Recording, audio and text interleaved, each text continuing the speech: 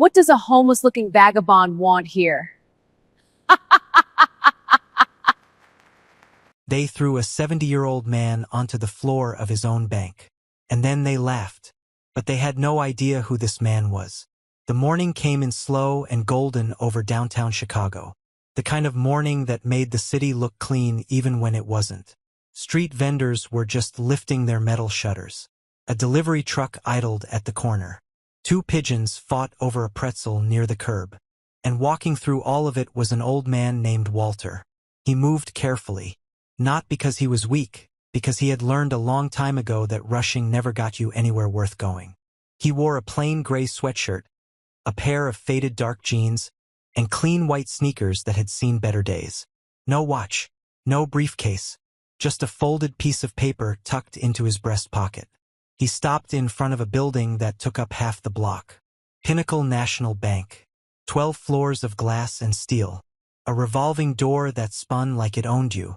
Two American flags flanking the entrance like sentries. The lobby visible through the glass, white marble floors, brass fixtures, rows of tellers behind thick counters. Walter looked at it for a long moment. Then he pushed through the door. The cold hit him first. The kind of air conditioning that made you feel like you'd stepped into a refrigerator. The lobby smelled like carpet cleaner and expensive cologne. Every surface shined. Every employee wore pressed navy blue uniforms with gold name tags. And every single one of them looked at Walter like he'd walked in by accident. He didn't stop walking. He moved toward the customer service desk near the center of the lobby. A young woman sat there, maybe 26, 27. Her name tag read Kayla. She had her phone propped behind the monitor, and her eyes were on the screen, not on the man standing directly in front of her. Walter waited. She didn't look up. He cleared his throat softly. "Excuse me, miss."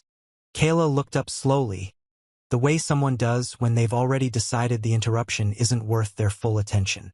Her eyes moved from his face to his sweatshirt to his sneakers and back up again. The whole evaluation took about 2 seconds. "Tellers are on the left," she said, and looked back at her phone. "I'm not here for a teller," Walter said. "I need to make a withdrawal. A larger one. I wanted to come to the service desk first." That got her attention. She set the phone down. Not because she was interested, because something in what he said required more energy to dismiss. "How large?" she said. $150,000. The lobby wasn't loud. But whatever quiet conversation had been happening at the nearby desk stopped. A man in a suit glanced over. A teller looked up from her window. Kayla stared at Walter for a full 3 seconds. Then she laughed. It wasn't a small laugh. It wasn't a polite, uncomfortable laugh. It was the kind of laugh that said, "I cannot believe I have to deal with this today." She actually put her hand over her mouth for a second, like she was trying to stop it, and then gave up. "Sir." She said the word the way people say it when they don't mean it. "Is this some kind of joke?" "No," Walter said. "You want to withdraw $150,000 in cash." "That's correct." She leaned forward slightly. "And you have an account here?" "I do." She tilted her head. A slow, mocking look. "Sir, with all due respect, I've worked here for 3 years. I know what kind of clients we serve. Our minimum opening balance for a personal account is $25,000. The clients who keep that kind of money in this branch." She paused. Let her eyes sweep him again. "They don't usually come in wearing a sweatshirt." Walter said nothing. Kayla sat back. "I'm going to need you to not waste my time. If you have a legitimate account, go to a teller window, present your ID, and they'll tell you what your actual balance is. If not, I'm going to need you to leave the premises." "I have a check," Walter said. He reached into his pocket and set it on the desk. Flat, folded once. Kayla didn't pick it up. She looked at it like it might be contagious. "Take your check to the teller." "I'd like you to look at it first." She pushed it back across the desk with 2 fingers. "I don't process checks. That's not my job." "Then what is your job?" Something flickered in her eyes. Not guilt. Irritation. She stood up from her chair. "Let me get the branch manager." His name was Derek Sims. He came out of the back office with the energy of a man who had already decided how this conversation was going to go before he heard a single word of it. Mid-40s, hair slicked back, a tie that was probably expensive but looked too tight. He walked with his shoulders back and his chin up, which was the posture of a man who confused authority with arrogance. He stopped in front of Walter and looked him over once. "I heard there's a problem," Derek said. "No problem," Walter said. "I'd like to make a withdrawal." "Kayla said you claimed to have an account here." "Claimed." Walter caught the word. Didn't react. "I do have an account here," he said. Derek crossed his arms. "Sir, I'm going to be straight with you. We get walk-ins from time to time who come in with stories. Checks that don't clear. Account numbers that don't exist. I've seen it all. Now I'm not accusing you of anything. But I'm also not going to let my staff process a $150,000 transaction without verification, and looking at—" He stopped. Seemed to realize he was about to say something out loud that should have stayed a thought. Walter finished it for him. "Looking at me." Derek's jaw tightened. "I was going to say, looking at the situation." "You were going to say looking at me?" Walter said. Calm. Certain. Like a man who has watched this scene before and knows exactly where it ends. Derek's patience broke. "You know what? I don't need this today." He turned to the security guard posted near the entrance. A young man, early 20s, built wide. "Courtney, come here." The guard moved toward them. Walter looked at Derek. "I'd like to speak with someone above you." "There is no one above me in this branch." "Then I'd like to use your phone." "You'll use nothing in this building." Derek stepped closer. "Too close. I want you to walk out that door. Right now. Or I'm calling the police." "You're making a mistake," Walter said quietly. "Last chance, old man." Walter didn't move. Derek nodded at the guard. The guard stepped forward, took Walter by the arm. Not brutally, but firmly, publicly, and walked him toward the revolving door. The entire lobby watched. Tellers, customers, the man in the suit who'd glanced over earlier. Nobody said a word. The door spun, and Walter was standing on the sidewalk. He stood there for a moment. The morning was still golden. The pigeons were still fighting over the pretzel. The delivery truck had moved on. Walter reached into his pocket and took out his cell phone. Old model. He dialed a number he knew by heart. It rang twice. "Hey, Dad." The voice on the other end was focused. Somewhere behind it, the sound of an office, keyboards, a low murmur of conversation. "I was about to call you. How'd the morning go?" Walter sat down on a bench at the edge of the sidewalk. An older man resting his feet. That's all anyone would see. "I need you to come," he said. A pause. "What happened?" Walter told him. All of it. The lobby. Kayla's laugh. Derek's hands on his chest. Not quite a shove, but close enough. The guard's grip on his arm. The door. The sidewalk. By the time he finished, the other end of the line was very, very quiet. "Dad." His son's voice had changed completely. Whatever had been behind it before, the focus, the forward momentum of a busy morning, was gone. What replaced it was something much colder, much slower. "Are you hurt?" "I'm fine." "Are you sitting down?" "Yes." "Stay there. Don't go back in. Don't talk to anyone." "I'm coming." "You don't need to cancel." "I'm coming, Dad." The line went dead. His name was Jordan. Not Jordan who worked in an office somewhere. Not Jordan who was successful in a vague, general way that people describe when they don't know the details. Jordan owned Pinnacle National Bank. Not this branch. Not this city. The whole thing. 17 branches across 4 states. The corporate headquarters in New York. The regional oversight offices in Atlanta and Denver. Every name tag. Every marble floor. Every brass fixture. His father, Walter, had built it from a single branch 38 years ago. A community bank in a neighborhood nobody else wanted to invest in. He had given Jordan the majority share 6 years ago when his knees started bothering him and he decided he'd rather take morning walks than morning meetings. Walter still had his original account. The one he'd opened himself before the bank had marble floors or brass anything. Back when it was just 4 employees and a belief that regular people deserved somewhere safe to put their money. He'd never changed his address, never changed his style, never felt the need to prove anything to anyone. Until today.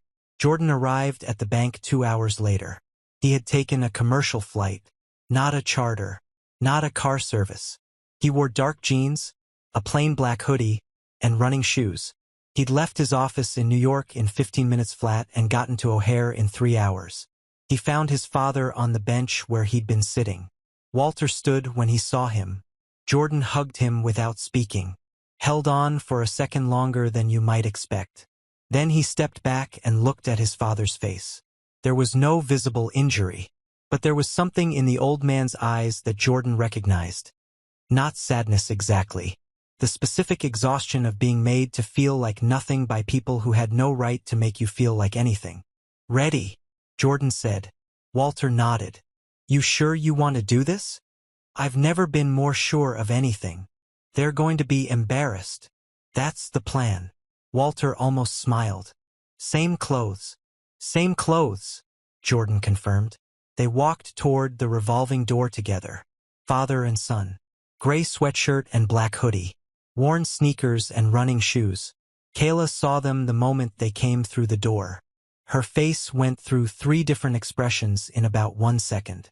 Surprise, irritation, then a kind of settled arrogance that said, "Oh, we're doing this again." Jordan walked straight to her desk. He didn't rush. He moved the way people move when they've already decided how things are going to go. "Hi," he said. "We need to make a withdrawal." "Sir, your father was already asked to leave this branch." "I know," Jordan said. "We're back." Kayla looked at him the way Kayla had looked at Walter. Head to toe. Hoodie, jeans, shoes. "Back up. I'm going to need to call security," she said. "Before you do that," Jordan said, "I'd like you to pull up account number 0001-00038. I don't process account. I know you don't process accounts. I'm asking you to pull it up. Just look at it. You can do that, can't you?" Something in his voice made her pause. Not the words, the tone, the specific confidence of someone who already knows what she's going to find. She typed in the number slowly, the way people do when they're performing reluctance. Then she stopped typing. Her face changed. She looked at the screen, then at Jordan, then back at the screen. "I'd like to get Mr. Sims," she said. "Please," Jordan said. Derek came out of his office with the same energy as before. Shoulders back, chin up, tie too tight. He stopped when he saw Jordan. Recognized him from this morning, the old man's companion. His face hardened. "We already told your father. Pull up account 0001-00038, Jordan said. "Excuse me? The account number. Pull it up." Derek looked at Kayla. Something in her face made him pause. He walked slowly around the desk, looked at the screen. He stood there. Jordan let him stand there. 20 seconds passed. Derek turned around. His whole posture had shifted. The shoulders weren't as far back. The chin wasn't as high. "Sir," he said, and this time he meant it. "The withdrawal, please," Jordan said. 850,000. Cash. For my father. "Of course." Derek's voice was careful now, controlled. "If I could just have a moment to." "No," Jordan said. "You've had enough moments." He took out his phone, made a call. One of his regional directors, his general counsel, his head of HR. One by one, he put each call on speaker, just long enough for the voices in the lobby to hear them respond with yes, "Sir," and "of course, sir," and "we're ready when you are." Then he ended the calls and looked at Derek. "My name is Jordan," he said. "My father's name is Walter. Walter built this bank. I own it. And yesterday you put your hands on my father and had him removed from his own building." The lobby had gone still. A teller at the far window had her hand over her mouth. The man in the suit was staring openly now. Derek's face had gone the color of old paper. "Sir, You called him an old man. You questioned whether he had an account. You had your security guard grab him by the arm in front of a lobby full of people. Jordan's voice didn't rise. It got quieter. That was worse. I have the lobby footage. I have the timestamp. I have the names of every employee who watched it happen and said nothing. Derek started to speak. Jordan held up one hand. Stopped him completely. Don't apologize to me, Jordan said. You're not sorry you did it. You're sorry I found out. That's a completely different thing. Kayla was called into Derek's office. She came in crying before anyone said a word. Her hands were shaking. She sat in the chair across from the desk and looked at the floor. Jordan looked at her. You laughed at him, he said. She didn't deny it. He's 70 years old. He came in here with a legitimate check for his own account, an account older than your career, and you laughed at him in front of a full lobby and told him to leave. Kayla pressed her lips together. A tear ran down her cheek. I'm not firing you because you embarrassed my father, Jordan said. I'm firing you because you looked at someone and decided in 2 seconds what their value was. That's not a customer service failure. That's a character failure. And I can train customer service. I can't train character. He stood up. Your termination is effective immediately. HR will contact you about your final check. Please return your badge before you leave the building. He turned to Derek. Same for you. And the guard. Derek opened his mouth. Jordan looked at him with eyes that had no room in them for argument. Derek closed his mouth. Jordan walked back out into the lobby. He stood in the center of it. The marble floor, the brass fixtures, the rows of tellers who had all stopped pretending to work. I want everyone to hear this, he said. His voice was even, clear, carried to every corner of the floor. 3 people no longer work here, effective right now. That is a consequence. But consequences aren't the point. Nobody moved.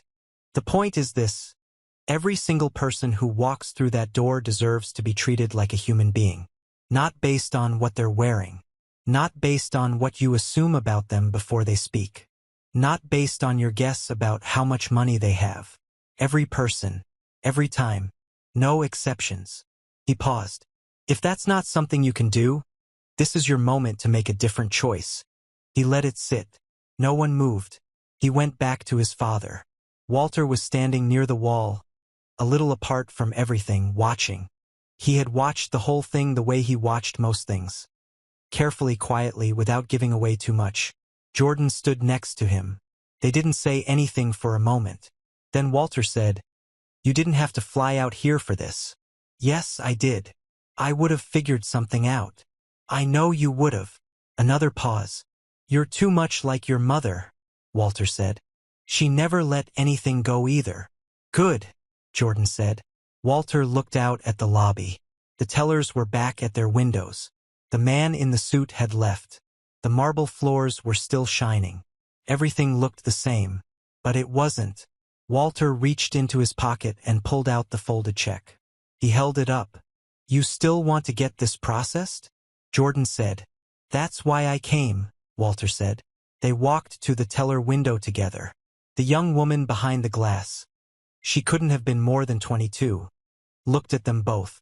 Her hands were steady. Her voice was steady. She smiled the way people smile when they mean it, not when they're performing it. Good morning, she said. How can I help you today? Walter slid the check through the window. She processed it without a word about his sweatshirt. They walked out through the revolving door. The morning was still there, waiting. Warmer now. The light had moved. The street was fuller. Chicago doing what Chicago does, grinding forward, not looking back. Walter stood on the sidewalk and took a breath. He wasn't crying. Not exactly. But his eyes were bright. The way eyes get when something that's been sitting heavy in the chest finally finds somewhere to go. Jordan stood beside him. You okay? He said. Yeah, Walter said. He looked back at the building once. Just once.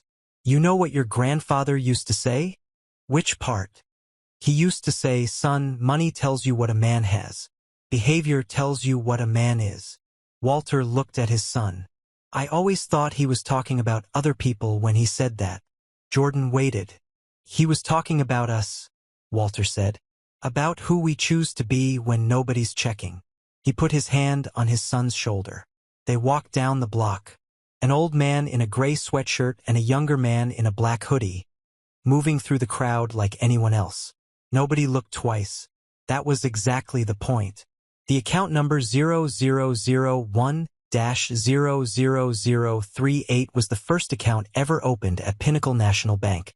Walter had opened it himself 38 years ago, with $400 and a belief that regular people deserved somewhere safe. He never changed it. He never needed to.